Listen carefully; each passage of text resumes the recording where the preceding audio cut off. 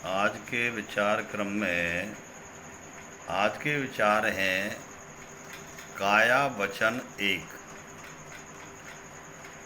काया कर्म के अनुसार बनती बिगड़ती है और वचन का संबंध भी काया से होता है। अतः काया वचन दोनों एक हैं। जैसा सोचता है वैसा ही होता है। यदि वचन सकारात्मक है तो शरीर स्वस्थ रहेगा। यदि माहौल अच्छा है तो वहाँ की भाषा और शैली और विचार अच्छे निकलते हैं। खराब माहौल में खराब ही भाषा हो जाती है। अतः शरीर का स्वस्थ रखना है तो विचार सुंदर होने जरूरी हैं। वचन का शरीर पर अवश्य असर होता है। खराब विचारों से शरीर बीमार पड़ जाता है, अच्छे विचारों से सेहत बन जाती है। अतः मनुष्य को अपनी काया निरोगी रखनी है तो उसे सत्यम शिवम सुंदरम विचारों को ग्रहण करना चाहिए। बुरी भाषा शक भय आरोप दोष देखने से निकलती है। मनुष्य जब खुद में प्रेम का अभाव होता है तभी क्रोध जलील भाषा आती है। सुंदर विचारों का सुंदर काया में निवास होता है। जो लोग काया के नियम का पालन करते हैं उनके सुंदर विचार हो जाते हैं। जिनकी विचारधारा सुंदर एवं समृद्ध आनंदमयी हो जाती है उनका शरीर भी सुंदर एवं शक्तिमय होता है।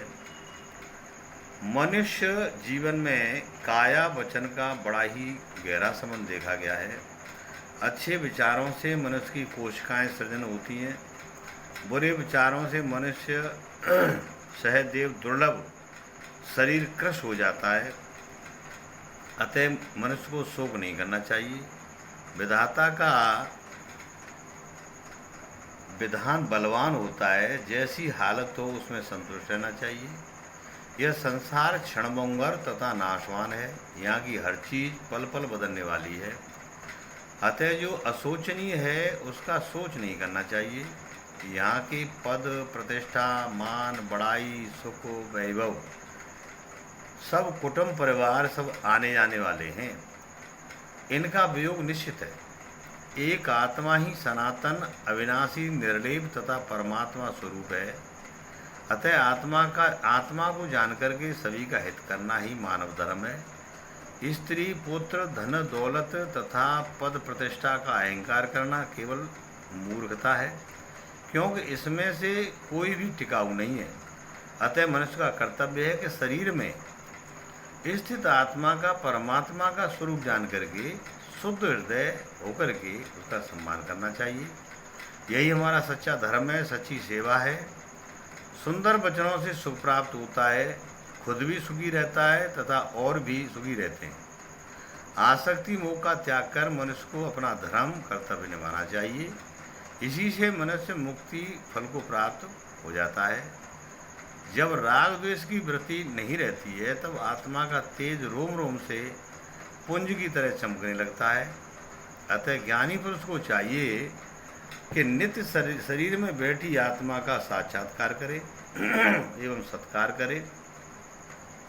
सकल चराचर रूप में व्याप्त परमात्मा आत्म रूप से सब में निवास करता है, किंतु प्राणी राग द्वेष और सुख दुख हानि लाभ शब्दों में फंस करके आत्मा का दर्शन नहीं कर पाता है तथा आसक्ति के कारण अज्ञान से दुख सुख जाल में फंस करके नष्ट हो जाता है।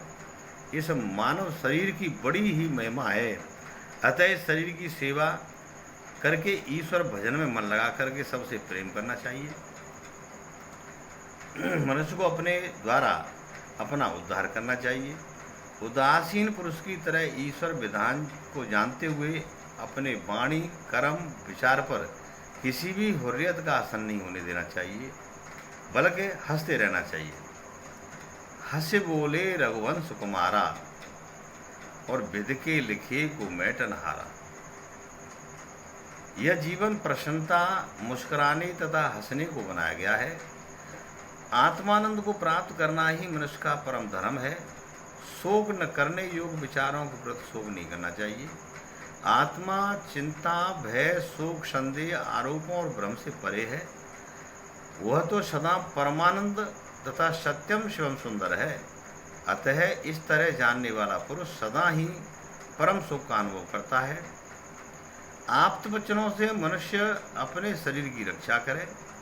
वचन और काया का ऐसा संबंध है, इसका वास्तविक अर्थ जानना जरूरी है। काया में बैठी आत्मा वचनों द्वारा अपने भावों को प्रकट करती है। अतः कभी भी मुख से कड़वे वचन, तीखे वचन, कष्टकारक वचन नहीं बोलना चाहिए। ऐसे सुनने पर भी मन को आवृत करके कष्ट पहुंचाते हैं। अतः कभी भी शब्दों या वचन को चयन करना हो तो श्रेष्ठ पुरुषों के वचनों को ही अपनाना चाहिए, यही समृद्धि है। जो पुरुष श्रेष्ठ पुरुषों के वचनों को मानते हैं उनका संबंध उस आत्मा से हो जाता है।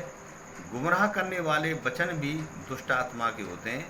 अतः नीच अधम आत्मा के लोग अपना तो नाश करते ही हैं तथा दूसरों को भी दुख पहुंचाते हैं। फिर भी महामानव तो यही धर्म है कि वह सार वस्तु या विचार को ग्रहण करे, असार वचन या वस्तु को दोनों को त्याग कर दे।